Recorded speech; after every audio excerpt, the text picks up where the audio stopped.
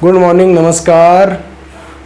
आपका स्वागत है अब मेरे पढ़ाई लिखाई यूट्यूब चैनल पे, आपके पढ़ाई लिखाई यूट्यूब चैनल पे। और हमारा टॉपिक चल रहा था एवरेज, चल रहा था। एवरेज के 2 पार्ट शायद पूरे हो गए थे और अब थोड़े से और अच्छे क्वेश्चंस में चलने वाले थे। कल मैंने आपको एक स्क्वायर का क्वेश्चन बताया था, तो कई बच्चों के कमेंट ऐसे आए थे कि सर जो स्क्वायर के चैप्टर बताया, जो आपने जो भी आपने फार्मूला बताया था वो तो सर प्राकृतिक संख्याओं के वर्गों के योग का सर है। तो मैं बता रहा था जरा सा ध्यान रखो। देखो वही उसी क्वेश्चन से मैं स्टार्ट करता हूँ। पहला क्वेश्चन है 1 स्क्वायर प्लस 2 स्क्वायर प्लस 40 का स्क्वायर। बच्चों मैं आपको एक चीज़ बहुत अच्छी तरीके बता दूं कि ये लिखा है प्रथम 40 प्राकृतिक संख्याओं का योग लिखा हुआ है, ठीक है।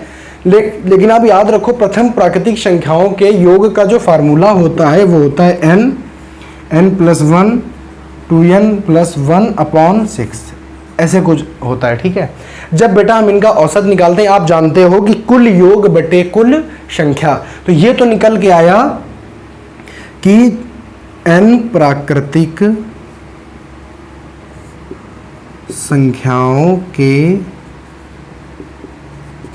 वर्गों का योग। बड़े ध्यान से समझिएगा, इसी का फार्मूला जो मैंने लिखा इसी का फार्मूला है। ध्यान से देखो, ये लिखा हुआ है n प्राकृतिक संख्याओं के योग का फार्मूला है, ठीक है।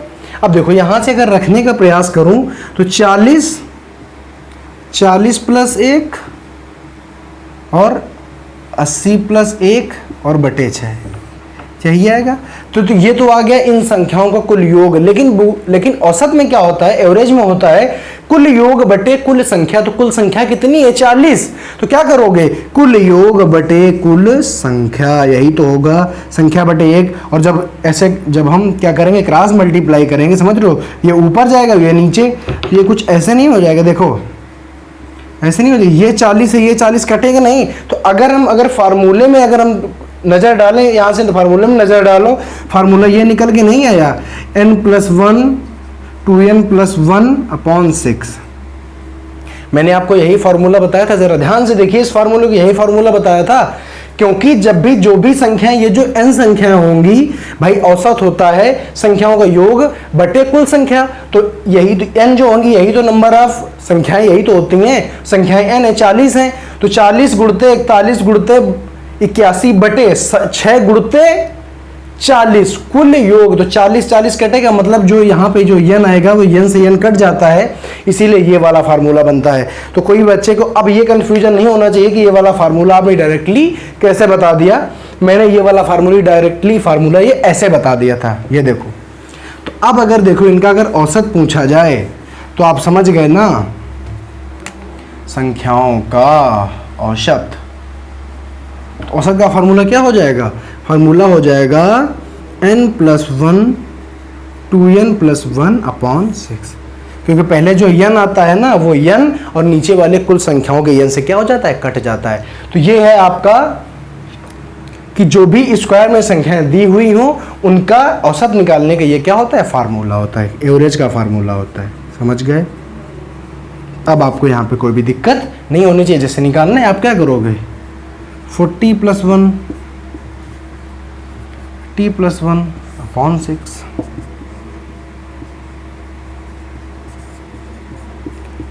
3 काटो, कितने में आ जाएगा बताओ। तो आएगा कि 3 से काटो तो आ जाएगा 2 और 7 41 कितना आ जाएगा, 2 आ जाएगा, ठीक है। तो आगे आप जानते ही हैं, काट दो तो 3.5 × 41, और जब आप मल्टीप्लाई करेंगे तो आपका आंसर आ जाएगा। तो मेरा यहाँ पे सिखाने का सिर्फ इतना मतलब था कि ये जो मैंने फार्मूला बताया था, फार्मूला ये कहाँ से आया था। तो अभी आप पूरा नहीं करोगे कि सबसे पहले प्रथम प्राकृतिक संख्याओं का योग का फार्मूला लगाओ और बटे कुल संख्या लगाओ, बटे n करो। तो यहाँ पे जो सीधे फार्मूला मैंने आपको बताया, n+1 × 2n+1/6, ये होता है डायरेक्टली फार्मूला। समझ गए? यहाँ से आपका ऐसे आपका आंसर आ जाएगा, ठीक है। ये सवाल बताने का मेन पर्पज ये फार्मूला बताना था, ठीक है। चलो आगे।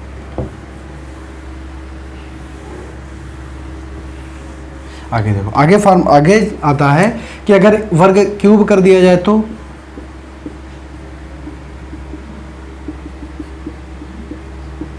समझ गए। अब बताओ प्रथम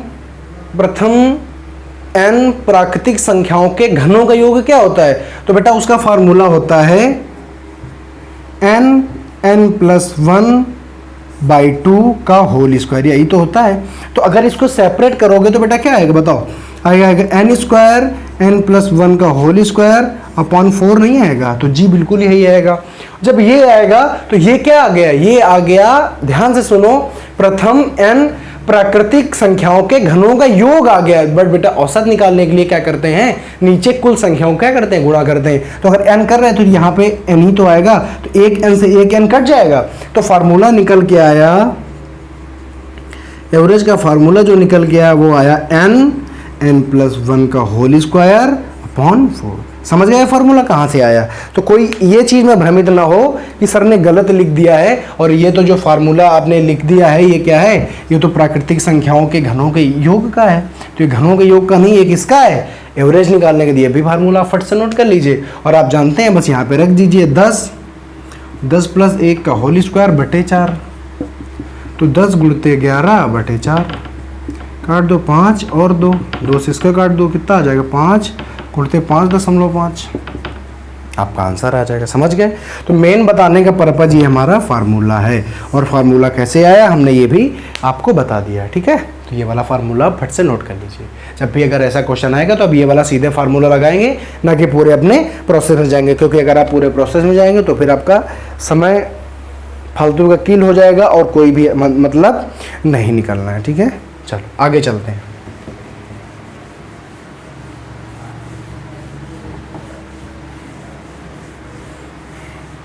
आगे चलते हैं और आगे देखते हैं।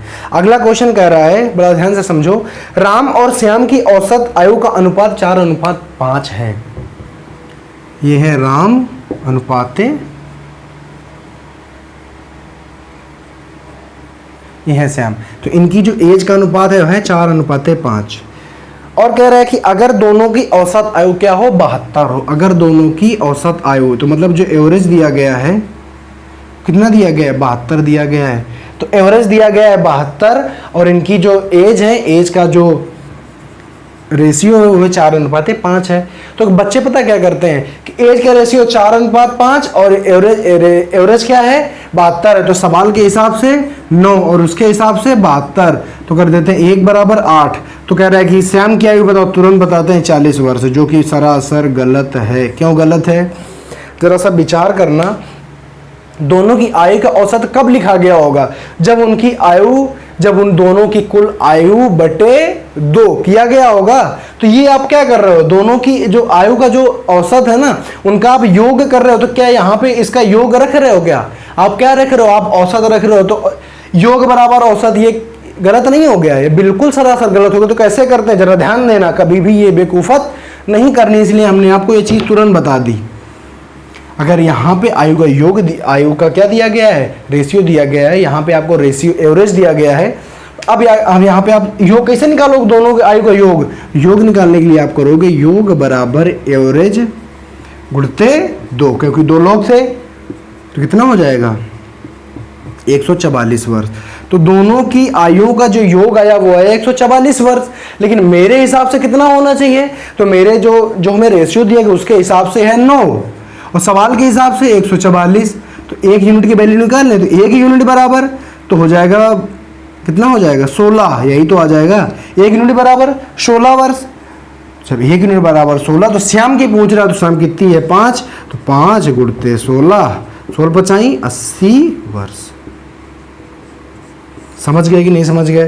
तो मेरा मेन बताने का जो पर्पस था वो सिर्फ इतना था कि जब भी आपको राम और श्याम की जब आयु का जब भी आपको रेशियो दिया जाएगा और आपको एवरेज दे के आएगा दोनों की आयु को, तो कभी भी आप ये बेवकूफ़त मत करिएगा कि यहाँ पे सीधे आपने 9 रखा, 72 रखा, कट कर दिया। 99% बच्चे यही करते हैं और आंसर क्या कर लेते हैं? गलत कर लेते हैं। सबसे पहले आपको एवरेज में 2 का गुणा करना है। यहाँ पे अगर 3 आयु होती, राम, श्याम और मोहन होता, तो क्या करते? राम, श्याम और मोहन का एवरेज दिया होता, तब हम करते जो उनकी कुल जो औसत आता उसमें 3 गुणा करते, तो तीनों की आयुओं का योग आ जाता हमें। और जब योग आ जाता तो जब औसत का हम योग निकालते, अपना रेशियो का योग निकालते और इस ये रखते और हमारा आंसर हमें आराम से मिल जाता। ठीक है, चलो आगे। तो ये नहीं करना है, नहीं तो सवाल गलत हो जाएगा। ठीक है, आगे देखो।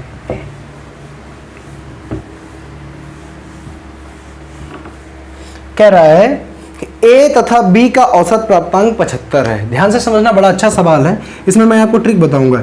ए और बी का जो औसत प्राप्तांक है कितना है? 75 है। ठीक है, आगे कह रहा है कि बी और सी का जो औसत प्राप्तांक का जो औसत है वो कितना है? तो वो है 85। और कह रहा है सी और ए का कितना है? सी और ए का है 80। तो अब कह रहा है तो भैया बी के औसत प्राप्तांक बताओ। तो बी के प्राप्तांक बताओ, ना कि औसत प्राप्तांक हम नहीं पूछेंगे। ठीक है, बी तो बी के प्राप्तांक बताओ। बी के प्राप्तांक पूछ रहा है। देखो करना क्या है, सबसे पहली बात आप क्या करो, सबको जोड़ो तो a प्लस बी प्लस सी के औसत प्राप्तांक निकलेंगे। फिर तो ये दोगुना हो जाएगा, 2 का डिवाइड करो जाके। अब आपको ऐसा नहीं करना है, b के प्राप्तांक चाहिए करना। देखो क्या है, इनमें तीनों में ये देखो किसमें b नहीं है। तो आपने देखा कि इस वाले में सर जी 3rd नंबर में b नहीं है। जिनमें b है उनको दोनों को क्या कर दो, जोड़ दो। और जिनमें b नहीं है उसमें क्या कर दो, घटा दो। तो करो, इसमें देखो दोनों में b है, a प्लस बी और b प्लस सी, तो दोनों क्या कर दो, जोड़ दो। जब दोनों जोड़ो कितना आएगा? 5 5 10, 8 7 15, 116 160 आएगा। और इसको घटा दो, 80 को क्या कर दो, घटा दो, 80। तो ये जो 80 आया ना, यही क्या है? यही है b के औसत प्राप्तांक। समझ में आई बात? क्या इससे भी सरल कोई तरीका हो सकता है? जी नहीं, इससे कोई सरल तरीका नहीं हो सकता है। आपको केवल इतना करना है, जिसमें वो चीज दी जाए उनको दोनों को जोड़ना है, और जिसमें ना दी जाए उसको क्या करना है, घटा देना है। और अगर यहाँ पे अगर सेम चीज पूछी गई होती कि ए के औसत प्राप्तांक बताइए, तो आप ये देखते कि ए कहाँ है, तो a प्लस बी और सी प्लस ए, तो इनको दोनों को जोड़ते और इसको क्या करते, घटा देते। अगर आपसे c के प्राप्तांक पूछा गया होता तो c इसमें और इसमें, तो इनको दोनों को जोड़ते और इसको क्या करते थे, घटा देते, तो c के औसत प्राप्तांक आपको मिल जाते। बात समझ में आ गई? बड़ी छोटी सी बात है और बड़ी अच्छी बात है। अगर आप इसका प्रॉपर तरीका करेंगे तो इतना लेंदी हो जाएगा, कर ले जाएंगे। आपको गुणा भाग आता है, मुझे भी ऐसा विश्वास है आपको आता है। लेकिन अगर आप लॉन्ग तरीके में जाओगे तो फिर आप पेपर नहीं क्रैक कर पाओगे। ठीक है, तो इसलिए ये तरीका आपको आना ही चाहिए। और अगर शार्ट तरीका आपके पास है तो फिर लॉन्ग में क्यों जाना है? ठीक है, देखो आगे समझ में आ गया ये वाला। अब देखो दूसरा क्वेश्चन इसी के उसमें लेते हैं। देखो जिसको नहीं आया वो इससे समझ लें। एक्स और वाई की औसत आय, एक्स और वाई की औसत आय कितनी है? 11,000 रुपये। फिर कह रहा है वाई और जेड की औसत आय 14,000 रुपये। फिर कह रहा है जेड और एक्स की औसत आय कितनी है? 13,000 रुपये है। कितनी है? 13,000 रुपये। तो कह रहा है कि एक्स की आय बताओ, ना कि औसत आय पूछेगी। तो एक्स की आय पूछ रहा है। तो बेटा जब एक्स की आय पूछ रहा है तो बड़े ध्यान से करो। एक्स की आय पूछ रहा है, आपको पता है कि जिसमें एक्स ना हो उसको घटा दो, और जिसमें एक्स हो उसको जोड़ दो। तो इसमें एक्स है और इसमें एक्स है, मतलब ये दोनों क्या होंगे, जुड़ेंगे। इसमें x नहीं है, यह क्या होगा, घट जाएगा। बस वहीं पे कितना, 24,000 माइनस कितना, 14,000, घटा दो, घटाया आया 10,000। 10,000 रुपये क्या हो जाएगा, 10,000 हो जाएगी x की सैलरी। बात समझ में आ गई कि नहीं आ गई? तो जब भी हमें बल्क में दिया जाता है, जब भी हमें दो के जोड़े में दिया जाए और हमसे किसी एक का पूछे, तो आप हमेशा याद रखो जिसमें वो चीज हो उन दोनों को जोड़ दो, और जिसमें ना हो उसमें घटा दो। आपका आंसर बिल्कुल राइट टाइम आ जाएगा। ठीक है, देख लो, इसमें और इसमें था, मैंने जोड़ा, इसमें नहीं था, इसमें घटा दिया, आपका आंसर आ गया, एक्स की आ गई। ठीक है, किसी को पूछे जाए आप कर लोगे। अब देखो आगे अगला बहुत ही अच्छा क्वेश्चन। ठीक है, जिसको करना होगा स्क्रीनशॉट तुरंत किया करो। ठीक,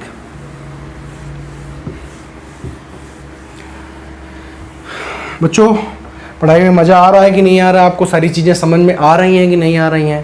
अगर आ रही हैं तो नीचे कमेंट करके ज़रूर बताएं, और अगर कोई दिक्कत है तब भी कमेंट करके बताएं। देखो अगला कह रहा है, ध्यान से समझना। 3 वर्ष पूर्व एक 5 सदस्य वाले परिवार की औसत आयु 17 वर्ष थी।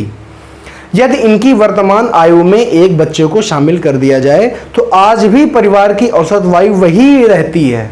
तो बच्चे की आयु बताओ। अच्छा एक बात बताओ, कह रहा है कि 3 वर्ष पूर्व, जैसे 3 वर्ष पूर्व मैं 5 साल का था, तो 3 वर्ष अगर मैं प्रेजेंट टाइम की बात करूं तो मैं कितने वर्ष का हो जाऊंगा? तो जी प्रेजेंट टाइम में आप 8 साल के हो जाओगे। अगर मैं बात करूं कि 10 साल पहले मैं 15 साल का था, तो बताओ आज मैं कितने साल का हो जाऊंगा? तो सर जी आज आप 25 साल के हो जाओगे, ठीक है। तो ऐसे ही कह रहा है कि वर्तमान में एक बच्चे को जोड़ा गया है ना। सबसे पहले परिवार का हर एक सदस्य 3-3 साल आगे ही तो बढ़ेगा, कि कोई कह देगा कि नहीं लड़का बढ़ेगा, बाप बोल देगा कि नहीं मैं नहीं बढ़ूंगा, ठीक है। सबको बढ़ना ही पड़ेगा समय के साथ साथ में। तो ऐसे ही अगर मैं आज परिवार की बात करूं, जब बच्चा नहीं जुड़ा है, तो कह रहा है कि 3 वर्ष पूर्व 5 सदस्य वाले परिवार की औसत आयु 17 थी। तो मैंने कहा था कि औसत आयु 5 सदस्य थे, तो पांचों सदस्य अगर 3-3 साल, अगर आज की मैं बात करूं 3-3 साल सब बड़े होंगे, तो अगर 3-3 साल सब बड़े तो औसत भी कितना बढ़ेगा? 3 साल। तो 5 सदस्य वाला जो घर है उसका आज औसत कितना हो जाएगा? 20 साल हो जाएगा। 3 साल पहले कितना? 17, सब 3-3 बढ़े तो औसत भी 3 बढ़ा। तो अगर मैं आज योग की बात करूं तो योग कितना हो जाएगा? 20 गुणते 5 बराबर 100 वर्ष, यही तो हो जाएगा। तो कह रहा है कि अगर एक बच्चे को शामिल कर, अगर आज प्रेजेंट टाइम में कह रहा है अगर एक बच्चे को शामिल कर लिया जाए तो परिवार का औसत अभी भी वही बना रहता है जो 3 साल पहले था। तो अगर एक बच्चे को शामिल किया गया तो व्यक्ति कितने हो गए? 6। तो कह रहा है औसत वही बना रहता है जो 3 साल पहले था। समझ रहे हो? आज भी वही बना रहता है।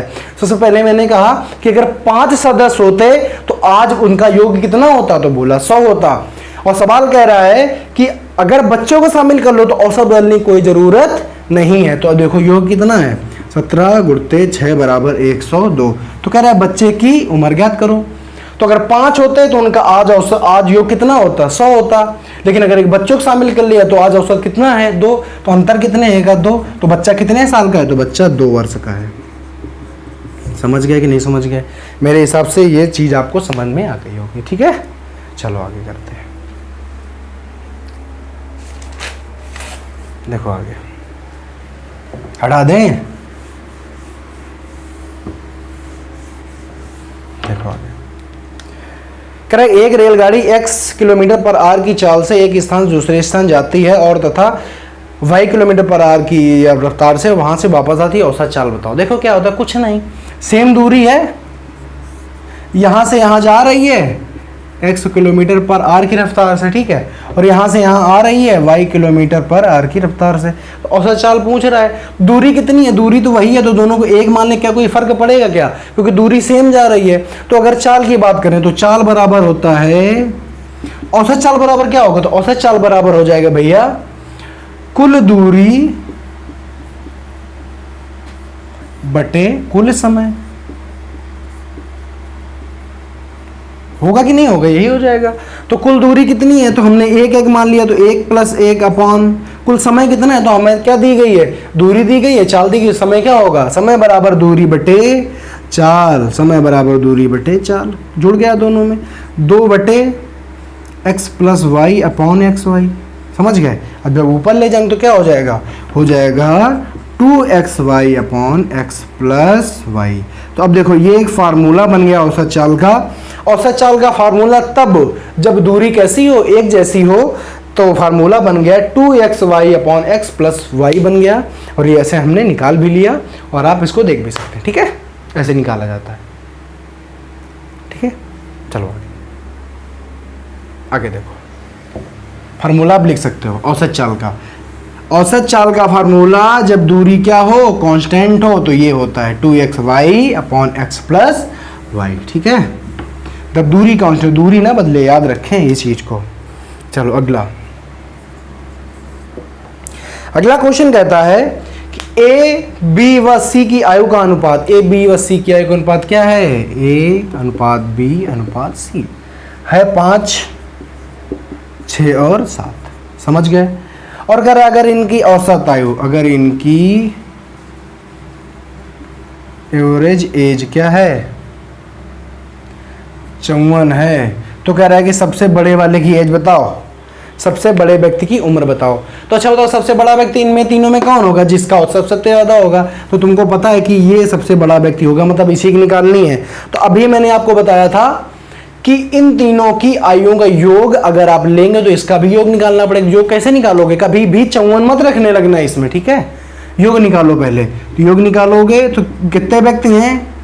3, तो 54 गुणते 3, 3 × 12, 3 × 15 और एक 16, 132 वर्ष आ गया। तो सवाल के हिसाब से 132 वर्ष, लेकिन यहाँ पे क्या कह रहा है, यहाँ पे इनका क्या दिया गया, अनुपात दिया गया। तो अनुपात जोड़ो, 6 5 11 7 18, तो 18 बराबर 132, तो 1 बराबर कितना आ जाएगा, कितना आ जाएगा बताओ फटाक से। गलत हो गया, ये देखो 162 आएगा, 15 और 1 16, 162। तो यहाँ पे क्या हो जाएगा 162, काटेंगे तो कितनी बार जाएगा, 9 बार। तो 1 बराबर 9, तो सबसे बड़ा व्यक्ति कितना हो जाएगा, तो इसमें गुणा कर दो 9, तो कितना हो जाएगा 63 वर्ष का। ठीक है, 63 वर्ष का। तो सबसे बड़े व्यक्ति की आयु कितनी हो जाएगी, सबसे बड़े व्यक्ति की आयु हो जाएगी 63 वर्ष। ठीक है, कोई दिक्कत समस्या नहीं होनी चाहिए मेरे हिसाब से। ठीक है, आगे मैं आपको मैक्सिमम से मैक्सिमम क्वेश्चन कराने की कोशिश करता हूँ, कोई भी टाइप ना छूटे, ऐसी मेरी भरसक कोशिश रहती है। बस आपके एंड से भी उतनी ही कोशिश होनी चाहिए। अगर मैं 1 गुना मेहनत कर रहा हूँ तो आप भी अपने एंड से 4 गुना मेहनत करिए और किसी भी पेपर को आराम से क्रैक करिए, कोई दिक्कत नहीं। ठीक है, चलो आगे का जो क्वेश्चन है, अब कह रहा है, आगे वाला क्वेश्चन कह रहा है कि किसी कक्षा में 9 छात्रों का औसत प्राप्तांक 40 है। कितने का, तो जो 9 छात्र थे ना, उनका औसत प्राप्तांक कितना था, 40 था। ठीक है, कह रहा है कि परंतु गलती से एक छात्र के 27 अंक लिखे जाने चाहिए थे, लेकिन धोखे से उसने लिख दिए हैं 72। मतलब टीचर जो था, जो कॉपी चेक कर रहा था, उसे धोखा हो गया, उसे लिखना चाहिए था 27 नंबर, लेकिन उसने लिख क्या दिए 72। देखो 27 लिखना एक छात्र के ऐसा किया है, और ये इफेक्ट औसत में कैसे पड़ेगा। तो सबसे पहले बताओ कि इनमें दोनों में अंतर कितना है। तो जब इनमें दोनों में अंतर निकाला तो पता चला 45 का है। मतलब 45 कम लिखने चाहिए थे, 45 ज्यादा लिख दिए। तो अब इसमें क्या करेंगे, 45 कम ही तो लिखेंगे। अब देखो करेंगे कैसे। एक पहला तरीका क्या है कि सबसे पहले आप तो कुल इसका योग निकाल लो। 40 × 9 बराबर 360 कुल योग आता है प्राप्तांक का। तो अगर हम इसकी बात करें तो इसने गलती कर दी है। तो प्राप्तांक में अगर 45 कम लिखने चाहिए, ज्यादा लिख दिया, तो अगर इसमें 45 घटा दें तो 45 घटाया कितना आ जाएगा 5 और 1 315 आ गया। और छात्र कितने हैं 9, तो फिर से 9 से डिवाइड कर दो, कितने बार जाएगा 9 त्रिका और 9 पंचे, यही तो आएगा। तो कितना आ जाएगा, औसत आ जाएगा 35। समझ गए, तो नया औसत क्या आ जाएगा 35 आ जाएगा। बात समझे कि नहीं समझे, फिर से समझो एक बार। 9 छात्रों का जो औसत जो था कितना था, औसत प्राप्तांक 40 था। तो कुल नंबर कितने थे, तो 40 गुणते अगर 9 करोगे तो कुछ कुल नंबर आ जाएंगे। तो पता चला कि कुल नंबर थे 960। लेकिन 960 में झोल क्या है, झोल ये है कि लिखना चाहिए था 27, लेकिन लिखा 72। कितना ज्यादा लिखा है 45। तो वास्तविक औसत लाने के लिए 45 इसमें कम करना पड़ेगा। तो योग में 45 जब हमने कम किया है 315 आया योग। औसत लाने के लिए चूंकि छात्र वही 9 है, 9 से डिवाइड किया तो कितना आ गया 35। लेकिन अब देखो सरल तरीका, ये जो 45 का जो भैया, अब इसको भूल जाओ, क्या करो उसको भूल जाओ। ये तो पहला तरीका है, इसको भूल जाओ। ये सब आपको कुछ नहीं करना है, करना ये है बताओ। अच्छा जिसे ये 45 है, तो 45 इस औसत में कैसे कम करोगे। तो ये जो 45 का जो ज्यादा चढ़ गया, ये कुछ ना कुछ सब में गया होगा। भाई 9 छात्र हैं, लिखना चाहिए 27, लिख दिया है 72, मतलब 45 ज्यादा लिख दिया है। जब हम औसत निकालेंगे तो 9 में से 9 को ही थोड़ा थोड़ा कुछ ना कुछ गया होगा। तो अगर इसको 9 में बांट देंगे, जो अंतर आएगा उसको सब छात्रों में बांट दो, तो 9 से डिवाइड कर दो, आ गया 5।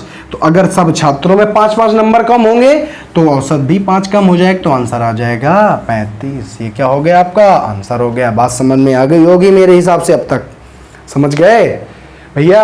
जब टोटल जो छात्र थे, जो 9 छात्र थे, इसमें 45 ज्यादा लिख गया था, औसत सब में थोड़ा थोड़ा बटता है। क्योंकि मैं अगर 4 रुपए लेके जाऊं, आप 10 लेके आओ, कोई 15 लेके आए, तो अगर एवरेज निकालेंगे 15 10 25 और 5 30/3 तो 10, तो 10 रुपए पर व्यक्ति औसत निकल के आएगा। जबकि दिए मैंने कितना दिया था 5, तो मेरे में कितने ऐड हुए 5, 15 वाले से कितने कम हुए 5। समझ रहे हो। तो ऐसे ही जो ज्यादा लिख जाता है ना, औसत सब में थोड़ा थोड़ा ऐड होता है। तो ये जो 45 ज्यादा लिख गया था, मतलब 9 छात्रों में से थोड़ा थोड़ा बट गया होगा। तो 5-5 नंबर सबके जुड़े थे इस 45 से। तो अब अगर कम होगा तो कम भी सबसे नहीं होंगे, तो कम भी सबसे हुए 5-5। तो अगर 5-5 सबसे कम हुए तो औसत से भी 5 कम हो जाएगा, तो आंसर आ गया 35। समझ गया कि नहीं समझ गया। अब देखो, अब आगे देखो। आगे का क्वेश्चन कह रहा है, बहुत अच्छा क्वेश्चन है, कह रहा है किसी कक्षा में 18 छात्रों का औसत कितना था? 18 छात्रों के औसत जो अंक थे वो थे 42। लेकिन कह रहा है कि इन्हीं 2 छात्रों के गलती से एक के 36 की जगह पे 63 लिख गए और दूसरे के कह रहा है कि 45 की जगह पे 54 लिख गए। तो सही औसत बताओ। तो अब देखो लिखने कितने चाहिए थे, प्लस करो 6 5 11 और 7 और 1 8, लिखने चाहिए थे 81, लेकिन लिख कितने गए 7। लिखने चाहिए थे 81 और लिख के दे गए 117, तो कितने ज्यादा लिख गए बताओ? तो भैया 36 ज्यादा लिख गए। कितने ज्यादा लिख गए? 36। तो 36 जो ज्यादा लिखे हैं ये अंक 18 में सबको थोड़ा गया होगा कि नहीं गया होगा? अभी पिछले वाली बात याद रखो। तो बस क्या करेंगे, जो 36 बड़ा है उसको 18 से डिवाइड कर देंगे, आ गया 2, मतलब 2 सबको ज्यादा हुआ था, अब 2 सबका कम हो जाएगा, और जब सबका 2 कम होगा तो औसत में भी 2 कम होगा, तो आंसर आ जाएगा 40। बात समझ में आई कि नहीं आई? क्वेश्चन बहुत बड़ा है, लेकिन अगर टेक्निकल दिमाग से सोचे तो बहुत ही छोटा है। ठीक है, यहाँ से आप कर लोगे आराम से।